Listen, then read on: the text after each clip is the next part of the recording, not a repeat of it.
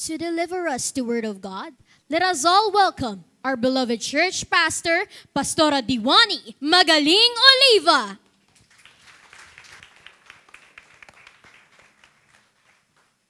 Praise God! Hallelujah! Malakas sa palakpak po! Palakpak ng ginaganahan! Hallelujah! Ano itsura ng palakpak ng ginaganahan?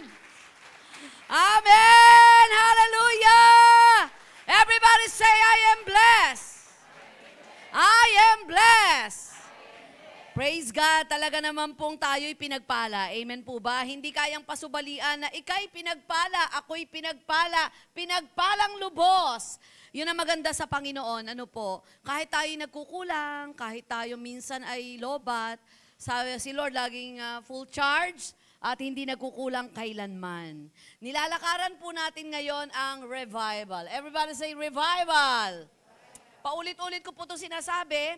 Pag sinabing revive, saan ba natin nadidinig to? Di po ba? Ito po ay sa nag-aagaw buhay. Tipong nawala na ng pulso, nawala na ng pintig. Hinahabol natin. At kapag ka ito po ay hinabol, na-revive, yan, nadidinig natin yan sa medical term yan, sa hospital. Pag binigyan natin ng first aid at nagbalik yung buhay, nagbalik ang pintig, tayo po ay nabumulagat.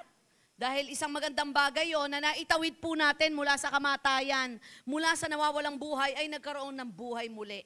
Pagpapasigla, ito po ay kalooban ng Diyos na ang ating buhay habang tumatagal, lalong sumisigla. Amen! Nako, kasasabi ko lang amen. Na ang buhay Kristiyano habang tumatagal ay sumisigla. Amen! Ay wala na po talagang tatalo sa mga awit nung araw. Ang buhay Kristiyano ay di ba may salita pang masayang tunay.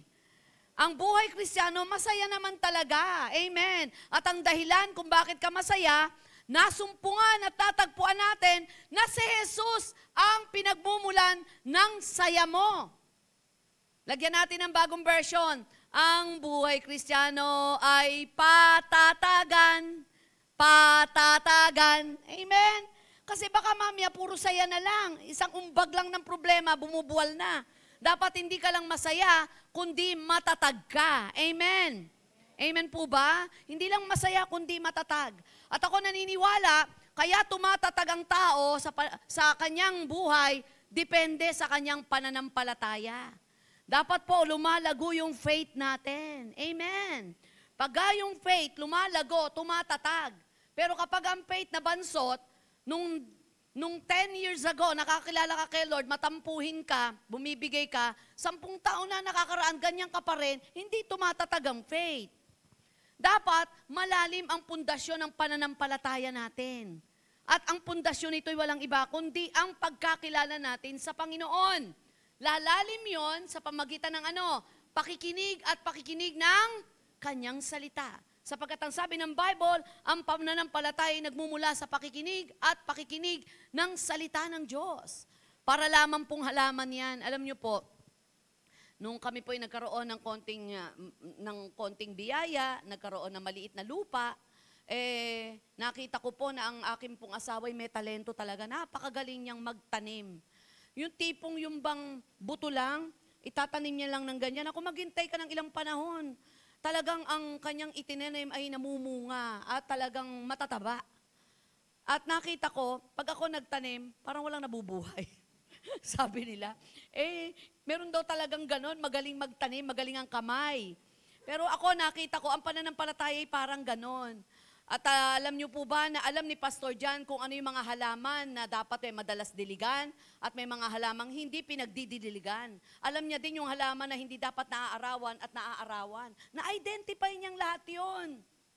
At nakita ko talaga naman ang bahay namin, ako pag hindi mo inalagaan, magiging gubat. Kasi inaalagaan niya sa nagtatanong pa siya pag bumibili po kami ng mga halaman, ano po ba ang bitamina para po madaling mamulaklak, para po hindi agad dapuan ng ganito. Meron siyang ganon. So ganon din pala yung ating pananampalataya. Dapat ang pananampalatayang meron tayo ay nakatanim sa salita ng Diyos. At yung salitang yon ang magpapatatag, magpapataba ng pananampalatayang meron tayo. Kaya kung wala tayong salita ng Diyos, paano na? Nandito ka nga sa church, malayo naman ang isip mo. Nandito ka nga sa church, bukas naman ang cellphone mo, nanonood ka ng K-drama. Naglalaro ka. Tataas ba pananampalataya natin? Kasi kung anong pinanunood at tinitingnan natin, kung ano laman ng puso natin, doon, yun ang ia-absorb ng kaluluwa natin. Amen ho ba? Nandyan po ba kayo? Ang topic po natin ay nakaugnay sa revival. Everybody say revival. And revival, ito po ay nilagyan natin ng radical faith.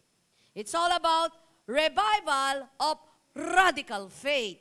Yung faith, nilagyan ko ng radical. Sabi nung iba, ikaw naman, napaka-radical mo. Pag sinabing radical, parang ang taas ng tingin natin, parang may mali, parang sobra ka mape-pressure. Pero hindi lahat ng radical ay ilalagay mo sa maling pangunawa. Pero pag sinabing radical faith, everybody say radical faith, ito ang kailangan natin sa panahon ngayon. Sa panahon parang ang posible, para bang nagiging imposible na ang maraming bagay. Bakit po? Kasi paano mangyayari to sa kalagayan kong to? Papahirap ang mundo, hindi tugma sa pangarap ko. Nandyan po ba kayo? Parang, paano ako magiging piloto? Pambili nga lang gulong ng bisikleta, wala ako. Paano ako magkakaroon ng bahay? Ni lupa sa paso, wala nga ako. Kapag binasi po natin ang mga ninanas at pinapanalangin natin, sa sitwasyon ng buhay mo ngayon, wala ka nga mararating. Pero kapag kinilala mo ang Diyos ay maraming paraan at tuturuan ka niya para ka umunlad, may mararating ka. At lalo't mabubuhay ka sa pananampalatayang meron ng Diyos. Amen. Revival of radical faith. Romans chapter 1 verse 17 says, For in it the righteousness of God is revealed from faith to faith, as it is written, the just shall live by faith. 2 Corinthians chapter 5 verse 7 says, For we walk by faith and not by sight. The Lord will bless the reading of this verse. Si Apostol Pablo po ang nagsabing ito. Si Apostol Pablo po ay isa sa mga minentor ni Lord. Hindi po siya kasama sa 12 disciple. Pero grabe ang ginawang performance ng kanyang faith. Kapag tiningnan po natin ang history ng buhay ni Apostol Pablo, bago siya maging Pablo ay naging Saulo muna siya, na ito po ay isang napakatinding persecutor. Hindi lamang po siya sa bibig na may persecute. Kasi di ba pag sinabing pinersecute ako, parang salita lang. Pero ito, mamamatay tao talaga. Malaki kinalaman niya sa pagkamatay ni Esteban na isang lingkod ng Diyos. Talagang nanggigigil siya sa mga Kristiyano. Ang ipinagtataka ko po, kapag tiningnan mo ang buhay ni Pablo bago maging Saulo, biyasa siya sa salita ng Diyos, sa kautusan. Meron palang ganon, may alam sa Biblia, pero walang bagong buhay. Nandyan po ba kayo? Maraming alam sa pangako ng Diyos at salita ng Diyos, pero hindi nababago buhay. Kaya pala totoo yung sinabi ng Bible na hindi lahat ng tumatawag ng Panginoon, Panginoon, papasok sa kaharian ng Diyos. Nandyan po ba kayo? Hindi lahat ng tumatawag ng Panginoon, Panginoon, papasok sa kaharian ng Diyos. Kundi yung marunong sumunod sa kanyang kalooban. Paano natin masusunod ang kalooban ng Diyos kung hindi natin alam ang kalooban ng Diyos? At paano natin malalaman ang kalooban ng Diyos kung hindi natin alam ang kanyang salita? Paano natin malalaman ang kanyang salita kung hindi tayo nagsasaliksik? Nandyan po ba kayo? Ako napapatunayan ko, konti lang maliligtas eh. Patunayan nyo sa sarili nyo. Puntahan nyo ang salamin. Evaluate nyo ang sarili nyo sa kung anong klaseng pananampalataya meron kayo. Anong klaseng bibig po tayo? Anong klaseng mata meron tayo? Anong klaseng tenga meron tayo? Pinakikinggan lang ba natin yung mga gusto natin pakinggan? Tinitingnan ba natin ang isang kalagayan at hinahatulan agad natin to ayon sa nakita ng ating mata? Anong klaseng bibig tayo? Ilan ang sinakta ng bibig na ito? Tsaka mo hatulan ng sarili mo sa harapan ng Diyos, maliligtas kaya ako. Ganun lang po, kasimple lang. Huwag na tayong tumingin ng malalaking kasalanan. Dahil maliit at malaking kasalanan, kapag naipon ng maliit, tandaan niyo po natin, yung isang kuntel na nakatagong kati dyan sa pisngi mo, hindi masyadong pinapansin niya, masakit pa nga minsan kamutin eh. Pero pag dumami na yan at na-allergy na yan, hindi na mukhang-mukha yan. Mukhang puro kuntil na yan. Ganon din ang kahinaan ng buhay at kasalanan. And radical faith is developed in the valley, not on the mountaintop. Because walking by faith, believing in the impossible, is not for the of heart, it takes radical faith to be willing to take a risk to hope for an outcome we have no evidence of it actually happening. Kaya sinabi ni Apostle Paul, fight the good fight of faith. Pag sinabing radical faith, hindi daw po ito na-develop, hindi daw po ito nanggaling sa isang pagod na puso at biglang nagpahinga at lumakas uli, may faith ako. Hindi. Pag sinabing radical faith, ito po ay kusa mong ginusto. Nag-take ka ng risk, nag-decision ka. Ito ay gusto mo. Ito yung pangahawakan mo. Kaya sabi ni Apostle Paul, fight the good fight of faith. Ibig sabihin, ang faith ay lumalakad sa battle. Amen. May labanan ng pananampalataya. Ito yung lumalabang pananampalataya na hindi ka papayag sa kung ano ka ngayon na alam mo na hindi iyan ang disenyo ng Lord sa buhay mo. Pag sinabing radical faith is the full-throated, consistent faith that we are all called to, and it's faith that only makes sense because of who God is. Ilalaban mo yan kasi kilala mo ang Diyos. Diba? Pag kilala mo yung nanay mo, kahit nga minsan walang budget iuungot mo pa rin yung gusto mo. Gusto ko nito gusto ko nito. May mga hihilingin ka, parang sa pagkakataon ngayon hindi kayang ibigay, pero sinasabi mo pa rin. Kasi hindi ka nakabase kung ano at meron, kung ano meron kayo, kundi kilala mo ang nanay mo na may kayang gawin dahil mahal ka. Ganon si Lord. Kinikilala mo ang Diyos na may kayang gawin sa hindi mo kayang gawin, that is radical faith. Hindi mo kayang baguhin ang asawa mo. Hindi mo kayang baguhin ang anak mo. Lahat ng formula. Lahat inatinanan mo ng seminar para maging mabuting ina, maging mabuting ama. Pero parang lumalala ang anak mo. Lahat ng pagpapaganda, lahat ng pagsisipag, ginawa mo na sa asawa mo, yun pa rin. Kasi ang tanging formula talaga nasa Diyos na nag-aayos at nagbabago ng buhay. Kung kayang baguhin lahat, hindi na magiging Kristo Jesus si Jesus para tagapagligtas. Kaya mo palang baguhin ang lahat, bakit magpapakamatay pa si Jesus sa krus? Kaya mo palang dumiskarte, bakit kailangan pa natin si Jesus? Kaya napakahalaga na ilalaban mo ang dapat ilaban at huwag mong ilaban ang hindi dapat kalaban-laban. Maraming Kristiyano, pinapatulan ng hindi dapat ng labanan, kaya nauubos ang lakas, nauubos ang lahat ng meron siya. Kasi hindi mo dapat laban yan. Laban ng Diyos yan. Dito ka pumasok, nakasama mo ang Diyos na ilalaban mo. Amen po ba? At matapos mong ilaban sa panalangin, maghintay ka, tutugon ng Diyos. Do you remember Jabez? Favorite ko si Jabez. Si Jabez, ipinanganak saan? Sa sama ng loob, sa hirap, sa sakbibi. Tataka siya, yung lahi niyang pinagmulan, mayayaman, maalawan ng buhay. Pero pagdating sa kanya, parang puno ng sumpa. Na-trace niya, nung pinaglilihi pala siya, puro sakit ng kalooban, puro kahirapan ng buhay. Kaya yung pangalang Jabez means suffering. Ano ho meaning ng pangalan nyo? Paano kayo pinagbuntes? Saan galing yan? Amen ho ba? Nung ako po'y bago-bagong kumadrona, first sem pa lang ako. So, sa first sem, nabasa mo na yung mga books, kung paano nabubuo ang bata, paano ipapanganak, first aid. Nabalita doon sa baryo namin na kumadrona ako. Noong mga panahong yon, puro hilot lang ang nagpapaanak. Nung malamang nag-aaral ako, nakaputi kasi akong uniform, nung may mga anak, tinatawagan ako. Sabi naman ng inang ko, syempre ang inang ko, hindi naman ganun kalawak yung dunong. Anak, sige, paanakin mo. Sabi ko na, ina, first year pa lang ako, first sem. Kaya mo yan, hindi ba kahit paano pinag-aralan na yan? Kinatuko talaga yung bahay namin. Yung mga anak nasa tricycle. Sabi ko, aray, ganun. Sabi ko, tawagin niyo yung hilot. Wala yung hilot, nagpapaanak daw. At talaga namang kumikita ng gusto yung aming hilot. Alam niyo bang plastic ng tinapay ang ginagawang gloves? Yung plastic talaga na manipes, yun ang ginagawa, pero nakakapagpalak. Kasi isa lang siyang hilot doon sa Saluisoy. Hanggang sa dumating sa point, kilala niyo yun, mga taga Saluisoy. Wala na, sumalangit na. 50 plus na ako, wala na siya, nasa langit na. Nagpaanak po ako sa tricycle. Wala na, palabas na Hindi naman mapipigil yan, kahit walang kumadrona, lalabas yan. Aalalayan mo na lang, lalo't kung nasa tamang posisyon, lumabas! Napalabas. Nabalita ako noon. Ang dami ng gusto ako daw ang magpaanak. tumitigil po ako at wala akong lisensya. Hanggang yung kaisa-isang hilot doon, gusto ko idemanda. Sabi ko, magdemandahan tayo, wala ka rin lisensya. Yun yung karanasan ko na marami akong kwento eh. Alam niyo ba, pagkaraan ng ilang taon, nalaman ko yung pinanganak ko, bata na, ang pangalan, Trike. Sa tricycle pinanganak eh, Trike. Sabi ko, ba't naman Trike ang pinangalan mo dyan? Sa tricycle po, simbolo. Diba? Yung iba, pinangalan, stereo. O, bakit? Kung ano-ano. Kasi nga, meron significant. Si Jabez, ganon.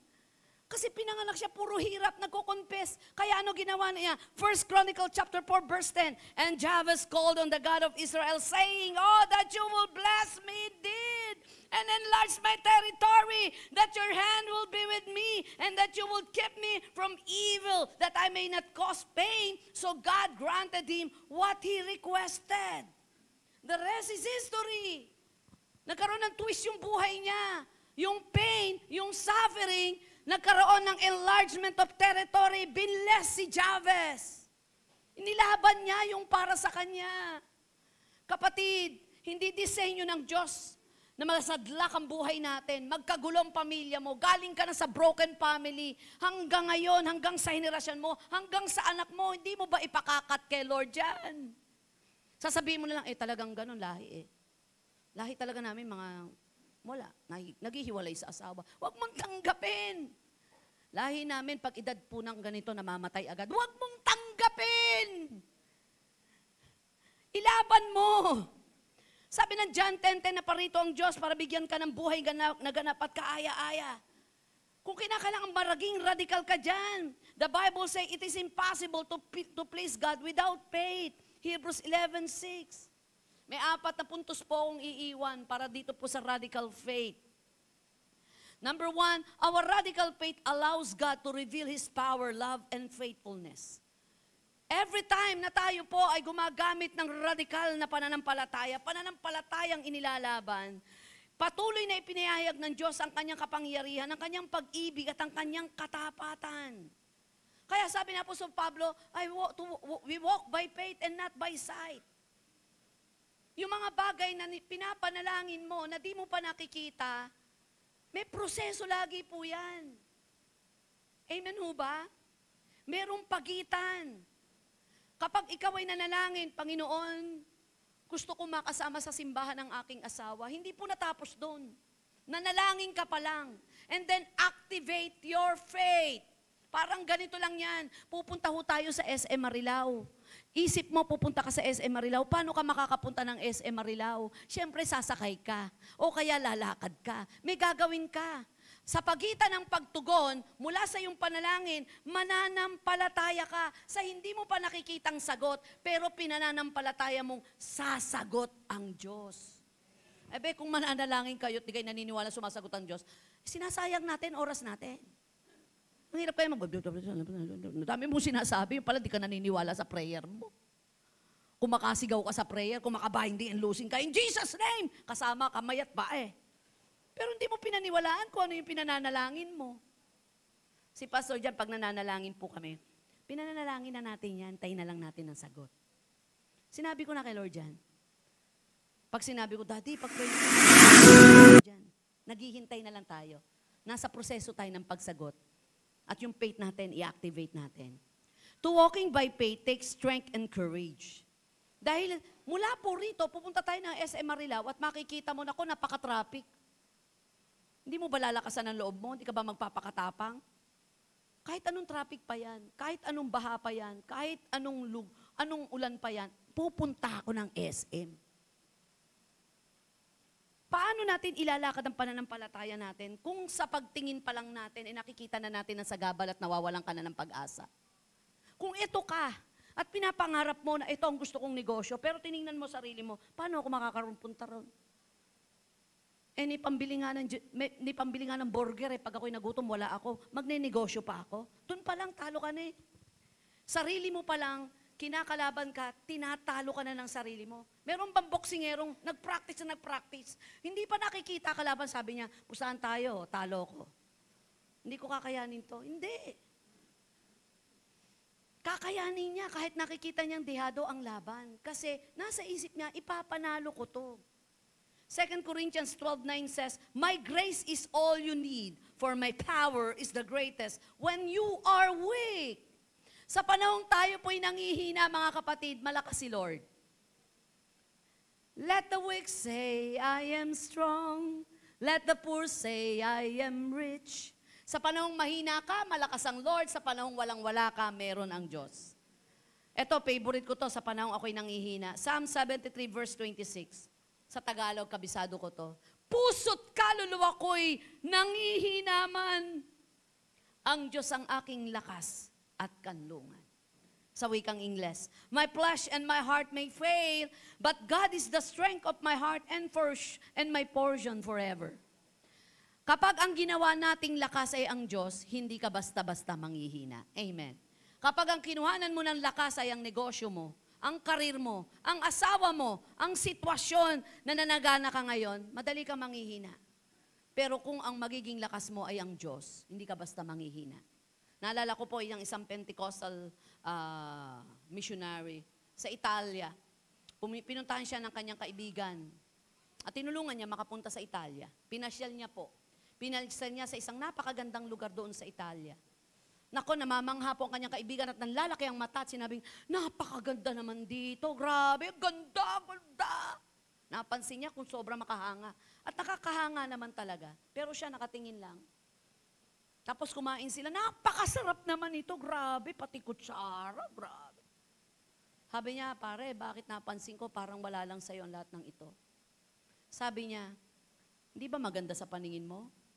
Sabi niya, alam mo, ganyan din ako nung mapunta rito. At ilang linggo, pag tinitingnan ko, ganyan pa rin ang sinasabi ko, napakaganda, napakaganda. Paulit-ulit ko nang pinuntahan ang lugar nito ng mga bago-bago pa ako dito sa Italia. Yan ang binabanggit ko, napakaganda, napakaganda. Hanggang sa nadinig ako ng pastor na matanda sa akin, sinabi niya, kung may pinakamaganda pa sa'yo, bukod sa kagandahan ng Diyos, delikadong mahulog ka pa. Parang sa asawa lang yan. Kapag mas maganda pa si Marian Rivera sa tingin mo kaysa asawa mo, laglag ka palagi sapagkat ang nakikita mo ay mukha ni Marian Rivera sa mukha ng asawa mo. Pag pinakasalan mo ang isang tao dahil mahal mo siya, lahat ng bagay sa kanya maganda. Nakipagrelasyon tayo sa Diyos. Pati ang pagsubok na pinapahintulot nyo ay lahat ay pinaglalakip-lakip. Maganda yon para sa ikabubuti natin. Amen. Palakpakan natin si Lord. To walk by faith and not by sight was not easy. Psalms 46 verse 5, God is within her. She will not fall. God will have her at break of day. Philippians 4:13, that I can do all things through Him who gives me strength. Kapag talaga inilalaban mo ang pananampalataya, napakaraming magiging hadlang. Pero tandaan mo, nagre-release ito ng power, nagre-release ito ng love, nagre-release ito ng faithfulness ni Lord. Lalo kanyang pinaparamdaman ng kanyang pag-ibig. Psalms 18 verse 25 says, to the faithful you show yourself faithful, to the blameless you show yourself blameless. Ang hirap tapatan ng katapatan ng Diyos. Amen po ba? Ang hirap kayang tapatan. Ako nga ho, parang ang yabang ko talagang ang pagtanaw ko hanggang may lakas. Hanggat mayroong himig, hanggat ako ay mayroong tinig. Yun ang favorite ko.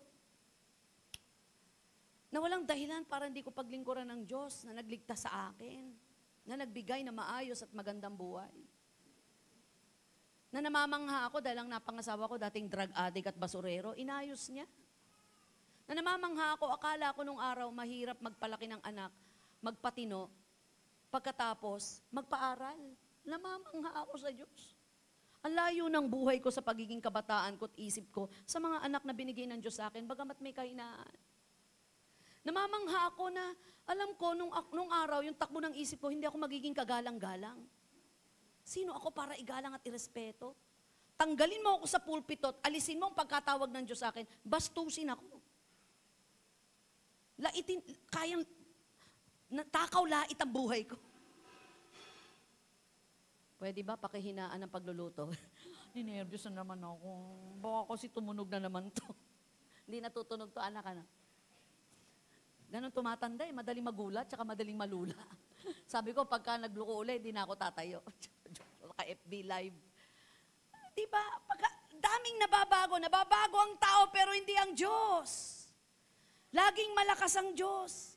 Sabi ko, Lord, ano pa ba ang pwede kong ibalik sa Lord? Kapag ako ay nagkakaroon ng hirap at pagod sa paglilingkod, babalik pa rin ako sa basic kung paano ako tinawag ng Diyos at nagiging major ang dahilan ko. Di man karapat dapat sa Diyos, pero tinawag ng Diyos. Amen? Number 2, having radical faith requires perseverance to trust God's timing. Ito pa po, makinig mabuti. Sabi ko kanina, sa lahat ng ating pinapanalangin ay may proseso.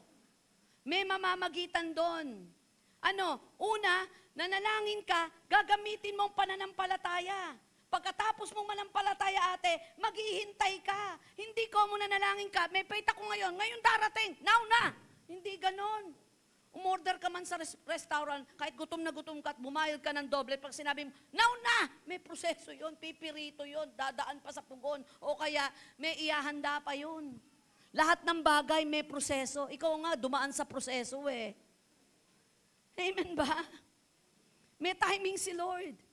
At ang timing niya, not too late, not too soon, but perfect time. Ang problema, marunong pa tayo sa Diyos. Inuunahan natin ang Diyos sa gusto nating oras at panahon. Bakit si Abraham at si Sarah? Palagay nyo, hindi umingi ng anak agad yun? Humingi yun, di lang nasulat agad. Hanggang sa nakontento na sila, tinanggap na nila. Total, kilala naman si Lord eh. At saka na-enjoy nila yung pagpapala. May mga kamag-anakan naman, kaya na-spread out yung blessing. Pero hindi yan ang disenyo ko sa'yo. Hindi ka lang mag-i-spread out ng blessing, kundi ikaw mismo, sa lahi mo, magmumula ang maraming pagpapala. Kaya ginising niya si Abraham. Pinatingin ang langit, pinabilang ang bituin, pinapunta ng dagat, pinabilang ang buhangin. Sa tanda mong yan, iba ang takbo ng isip at plano ko, ikaw ang magiging lahi ng pananampalatayang darami sa daigdig na ito. Ilang taon ng mga anak? Diyos ko, mas maputi pa sa buhok ko. Puti na lahat. Tapos sweetheart, kuha mo naman ako ng suha. Diba? Bili mo naman ako ng dalanghita. Naglihi! Kinabukasan, duwal ng duwal. Nahihilo ko, sweetheart. Diba lumalagutok na ang tuhod nun, naglihi pa? May mali ba sa oras ng Diyos? May mali ba sa timing niya?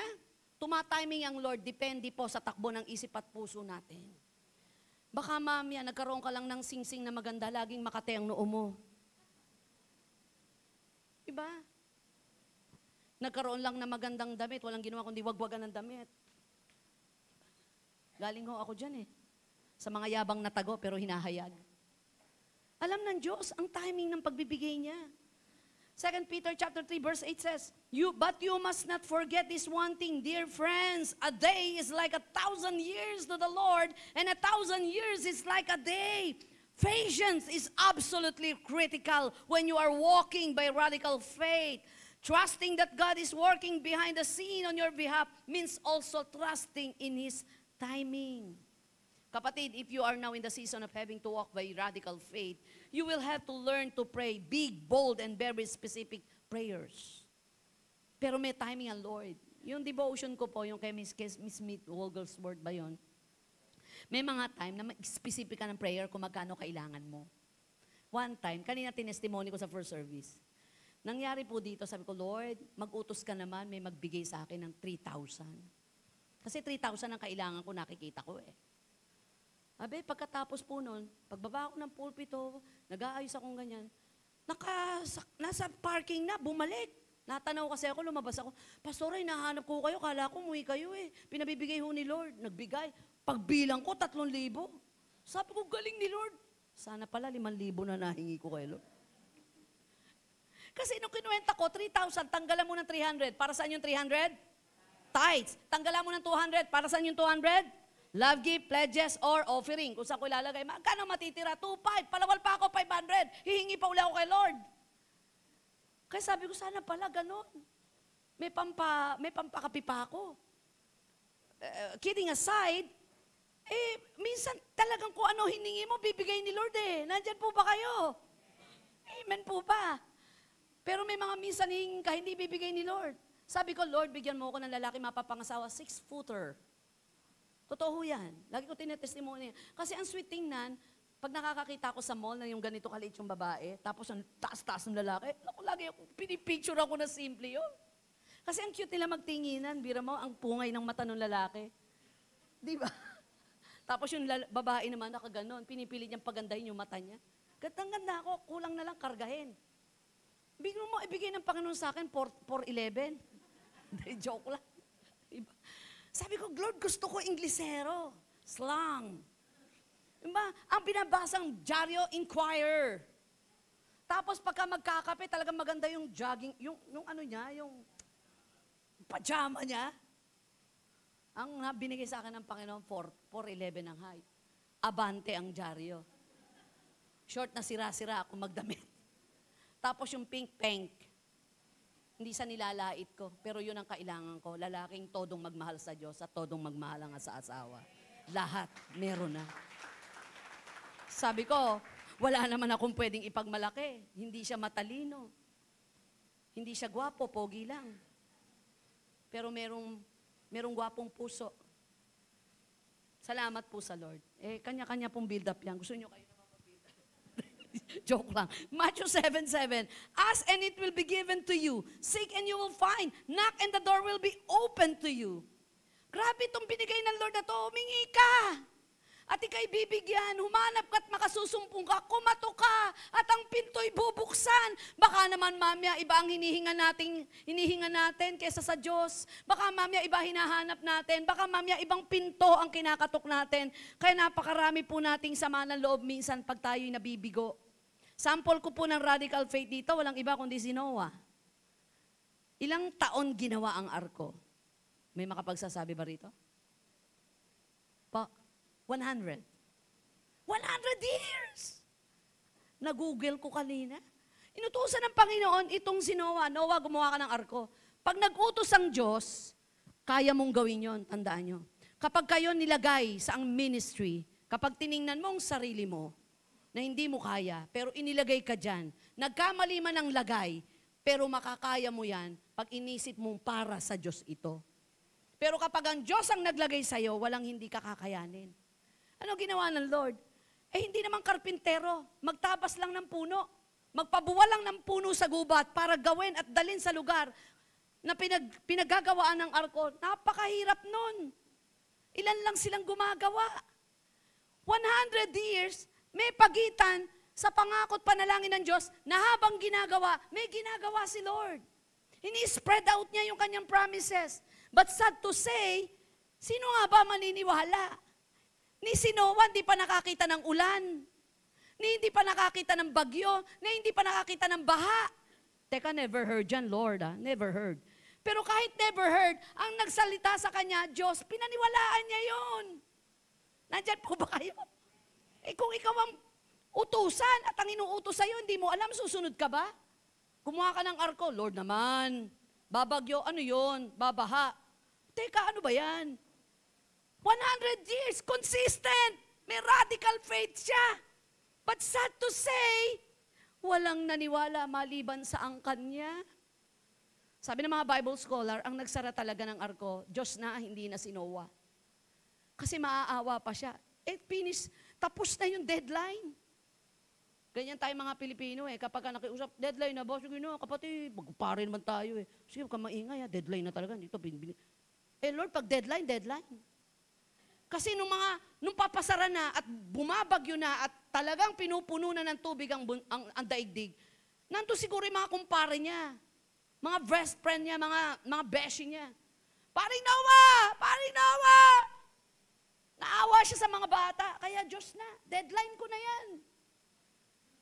Sabi mo sa katabi mo, sana wag ka umabot sa deadline. May deadline si Lord. Amen. Ano ginawa ni Noah? Ginamit niya yung pangako at pananampalatayang meron siya.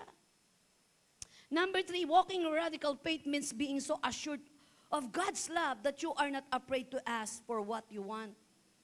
Meron bang nagtanong na sa inyo na ano gusto mo? Oy. Parang ano yan parang musika no? Sino rito may nagtanong ng gano'n dito? May nagtanong na ba sa'yo, ano gusto mo? Anything under the sun. Limbawa, kakain, ano gusto mo? Kakaawa naman kayo, wala nagtatanong sa'yo. So, wala kayong friend? Hindi, kidding aside, gusto ko lang kung sumaya tayo. May nagtanong na ba sa inyo, ba sa restaurant, anong gusto mo? O kaya sa department supermarket. May nagtanong, kakakilig, di ba? Eto kawawa to, walang nagtatanong dito. Di ba meron? Actually, kahit nahihiya ka, Ate Malu kahit bantulot ka, kinikilig ka. Yung dinala ka sa supermarket, ano gusto mo? O di ba? O dinala ka sa department store, ano gusto mo? Sa sapatosan. Pag pinapunta mo dyan si Kat, ano gusto mo? Gaganyan niya, yung ngiti niya, napakalaki ng ngiti niya. Sabay yakap sa ate, ba? Kung gusto mo mapasaya mga anak ko, tapos yung ngiti hanggang dito, kakain tayo sa inyo gusto, ganun yun. Pupunta ho kami sa department store, ano gusto niyo? Nakaganyan niya, di ba lakas makangiti? Pero mo, si Lord ang magtanong sa'yo. Di ba? Ano gusto mo? Sino tinanong sa Bible, ano ang gusto mo? Sa Bible? Sino? Si Solomon. Ano hiningi ni Solomon? Wisdom. Grabe, no? Ikaw ang tanongin. Sky's the limit. Di ba? Wisdom, Lord. Pero ang talino ni Solomon. Wala pa siyang talino, matalino na eh. Hindi niya patayin mo lahat kalabang ko, Lord. Payamanin mo ako. Hindi, Lord. Alam na alam yung puso. Bigyan mo ako ng wisdom, Lord. Pinamahalaan mo ako eh. Hindi pwede sabihin niya, patayin mo na lahat para madali. Compromise si Lord doon kasi tinanong, ano gusto mo? Si Lord, talagang pag tinanong ka, ay kasubuan to kay Lord to. Pero hindi siya ganun eh. Bibigay niya. Hinangaan niya wisdom. Sa New Testament, sino tinanong, ano gusto mong gawin ko sa iyo? Ha? Galing. Bartimeo, galing talaga yun ko, seryo? Si Bartimeo. Ano sabi nun? What do you want me to do for you? Ibang senaryo to. Alam naman ng Lord ang kailangan. Kasi baka sakali, limos ang gusto mo. Kasi ng pagkakataon yung dalawang kailangan, Ate Puyet. Namamali mo siya at at the same time, bulag siya. Wala naman siya nanabing, pagalingin niyo po ako sa lahat ng nagdadaan, doktor ho ba kayo? Hindi, palimos po, palimos. Pangkain lang. Pero nung madinig niya si Jesus, more than palimos. Dahil alam niya, God is a big God. He is a miracle-working God. Hindi pang limos na pansamantala lang ang kayang ibigay ng Diyos sa kanya. Pang forever habang nabubuhay siya. Hanggang langit. Sabi ng Lord, what do you want me to do for you? Sabi niya, Rabbi, I want to see. Tumagal ba? Go. Said Jesus, your faith has healed you. That is radical faith. Hindi ko na kailangan ng kahit anong yaman mo pa, hindi ang limos kailangan kong makakita. At tama ang kanyang paghingi. Pwede ba doble, Lord? Pagalingin mo na ako tapos bigyan mo ako trabaho. Wala na, yun lang. Actually, hindi pa niya nakikilala sa Lord, hindi pa niya nakikita. Nakita niya na si Lord. Nakuha niyo yung point ko? Nakita niya na manggagamot si Lord. Nakita niya na may kayang gawin ng Diyos. Hindi pa siya nakakakita, nakita niya na. Parang si Solomon, hindi pa siya pinatatalino. Matalino na siya. Dahil ang matalino sa kanila, puso. Iba ang talino ng isip sa puso. Maraming matatalino ang isip, sira buhay. Pero hindi masyadong matalino. Matalino ang puso, maayos ang buhay. Maraming matatalino, corrupt. Maraming matatalino, maraming asawa. Maraming matatalino, madadamot. Pero minsan napakaraming matatalinong puso, mapagbigay, todong magmahal. De sana pareho na, matalino ang isip at matalino ang puso. Kaya ano ginawa ng Lord kay Solomon? Matalino puso mo, patatalinuhin ko isip mo. Nakakakita ang puso mo, kaya makakakita ang mata mo. Yun ang nangyari kay Bartimeo. Tayo, ano nakakakita sa atin? Puro ba matang ito? Na ang nakikita nito, kakulangan. Kapag ito ang lagi nating pinagagana, kulang. Salat. Nakakatakot. Pero kapag ito ang laging nakakakita, nakakatakot ang nakikita ng mata, pero nakakakita ng puso, ay may kayang gawin ang Diyos. Palakpakan natin si Lord. Number 3, tapos na ako, bago ako mag-ring dito. Victory comes through radical faith. Amen po ba? Victory, number 4, victory comes through radical faith. Lahat ng uri ng tagumpay ng Kristiyano, ito'y dumaan sa masusing tamang pananampalatayang tinignan ng Diyos. Lahat ng naitawid nating laban, just because of faith. Madalas po kapag dumadaan kami ng pagsubok, sabi ko, I'm failed, Daddy. Sabi niya, paano mo nasabing failed? Kasi napatulang ko yung sitwasyon, nagkamali yata ako ng desisyon. Alam mo, lagi sinasabi ng asawa ko, hindi ka bagsak. Siguro kung iyan ay aral na totoo, mababa lang ang grade mo pero hindi ka bumagsak. Sabi ko, paano mo papaliwanag yun, Dad? Hindi ka bumagsak kasi nagpatuloy ka. Hindi ka umayaw. Nakita mong may mali. Nasaktan ka. Pwedeng napikon ka na, pero nagpatuloy ka. Kaya panalo ka pa rin. Hindi ka bagsak. Nakapasa ka, nakatawid ka sa pagsubok. Ilan po sa atin na nagbalak bumigay na, umayaw na, talagang dumating sa point na lambot ka na, tumigil ka na. Pero nagpapatuloy ka kay Lord. Nakikita mong sarili mo, nagsisimba ka pa rin. Hinahanap mo pa rin ang simbahan. Naghahanap ka pa rin sa presensya ng Diyos. Di ba, panalo ka pa rin? Nagpatuloy ka pa rin kasi. Palakpakan natin ang Lord.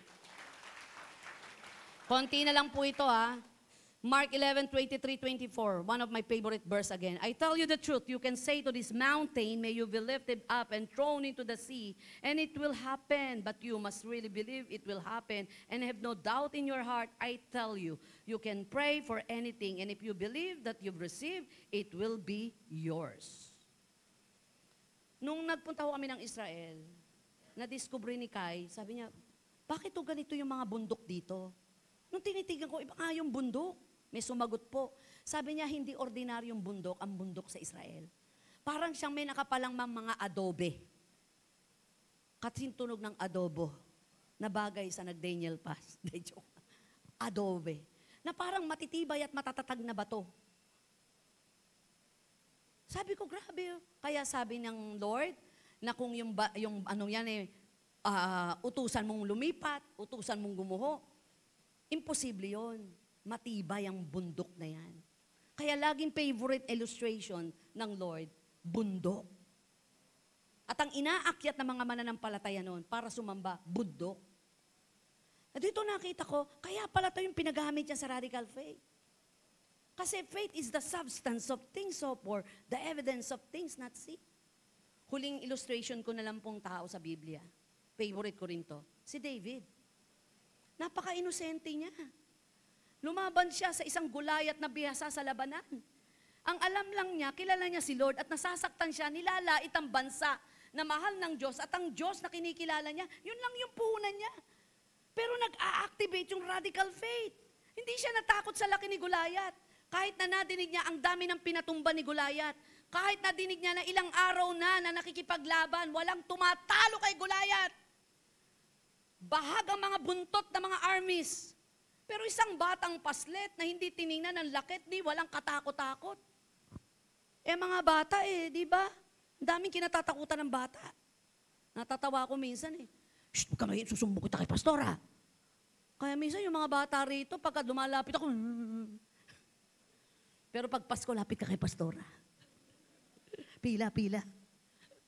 Joke lang po. Diba? Naalala ko si Hazel nung baby yan mga 5 years old. Laging panakot ng lola niya, ala ka, magagalit siya si pastora, DDA ka niyan. Hindi naman niya alam yung DA, natatakot, kaya pag umaten niya, naku, kaya aga-aga sa simbahan. Aten tayo, magagalit sa'yo si pastora. Tapos sabi niya, buti na lang, ang ganda ng motivation niya. Ang gusto lang ng lola niya, magsimba ka linggo-linggo, maglingkod ka. Sabi niya, alam niyo, Pas, natatakot ako nun, di pa naman ako worker, takot ako sa DA. Basta sabi ng lola ko, lagot ka, madi-DA ka. Dahil ang pinaglagyan, tamang isip at puso, kahit mali ang paraan ng motivation, pero tama ang puso, naging tama at tugma ang naging motibasyon. Nakuha niyo po? Ang nanay ko, kung mangaral yan, parang hindi mo maintindihan. Kasi mali ang paraan ng pagsasalita. Mali ang nagiging dahilan, pero tama ang puso. Pero dahil tama ang pinaglagyan ng anumang maling dahilan, pero tama ang dapat maging kahihinat nito, naging matagumpay. Ewan ko, naintindihan nyo. Ako naguluhan din Amen. Sabi niya, the David said, the Lord who delivered me from the paw of the lion and from the paw of the bear will deliver me from the hand of the Philistine. Sabi niya, kung yung Diyos na kinikilala ko ang magbibigay sa akin ng tagumpay laban sa'yo. That is radical faith. Tandaan po natin, ano man po ang digmaang nagaganap sa ating kalooban, sa ating isip, gamitin po natin ang pangako ng Diyos. Tapat ang Diyos, hindi Kanya iiwan, ni pababayaan man. Palakpakan natin ang Panginoon. Tumayo po tayong lahat.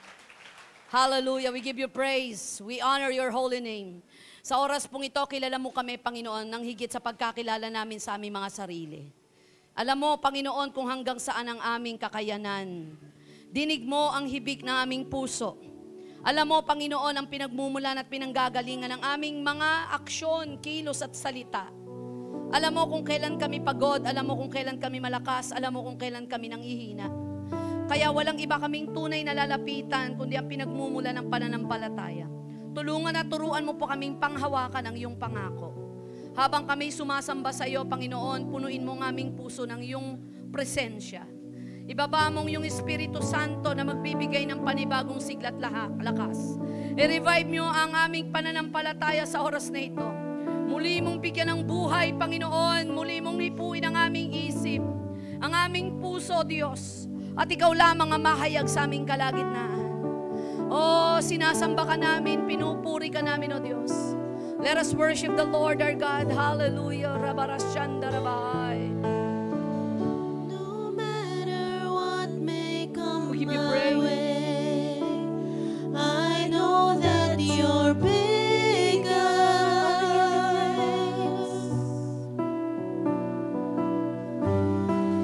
No matter what people will say, I know that you're greater. Hallelujah. Hallelujah. Jesus, you're worthy to be praised.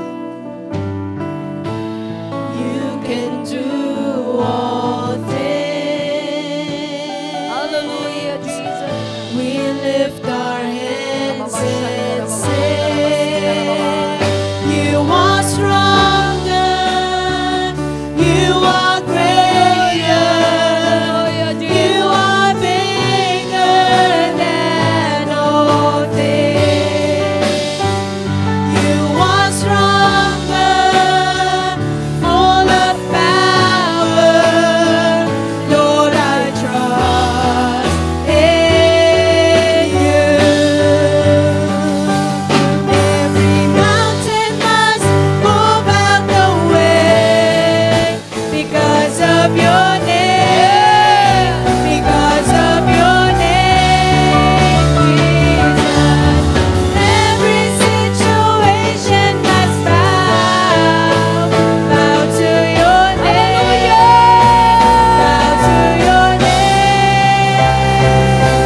Every mountain must move out the way because of your name, because of your name, Jesus. Every situation must bow to your name, bow to your name. You are stronger. Give you You praise. are greater. Hallelujah. You are bigger than all things. You are stronger. Hallelujah, Jesus. Full of Oh, power. give you praise, oh God. Lord, I trust in you. Manalangin po tayo, dakilang Diyos, na kinikilala naming makapangyarihan sa lahat. Puno ng habag-awat pagmamahal. Lumalapit po kami sa inyo, Panginoon, patuloy na tulutan nyo na makalapit kami sa trono ng iyong biyaya at humingi, Panginoon, ng lakas na nagmumula sa iyo. Binubuksan namin ang aming puso, Panginoon. Tulungan mo kaming manampalataya at lumakad sa pananampalataya. Panginoon, nagsasalita kami ng biyaya sa aming pamilya. Sino man pa po sa aming pamilyang hindi ka pa kinikilala bilang Panginoon sariling tagapagligtas, hayaan mong kilalanin ka bilang Panginoon. Hayaan mo makilala ka bilang tagapagligtas. Sino man na nangangailangan ng kagalingan mula sa lahat ng uri ng sakit karamdaman, pinananampalataya namin, Panginoon, that you are Jehovah Jireh, you are Jehovah Rapha. Ikaw ang Diyos na nagkakaloob ng lahat ng bagay at nagpapagaling. Sa oras na ito, sino man ang nawawala ng pag-asa, nasa trouble ang kanyang isipan, nasa kalituan, Lord, we pray, oh God, na ikaw ang Diyos na nagpapayapa. Salamat, dakilang Diyos, ano man ang sinimulan mo, tatapusin mong matagumpay. Salamat po sa lahat ng gagawin mo. Dinideklara namin na kami matagumpay, pinagpala at binigyan ng panibagong sigla. Salamat po, dakilang Diyos. Maingat ko pong ibinabalik ang pinakamataas na papuri, pasasalamat, kalawalatian. Sa tanging pangalan ni Jesus, ang lahat po'y magsabi ng Amen and Amen. God bless us all po.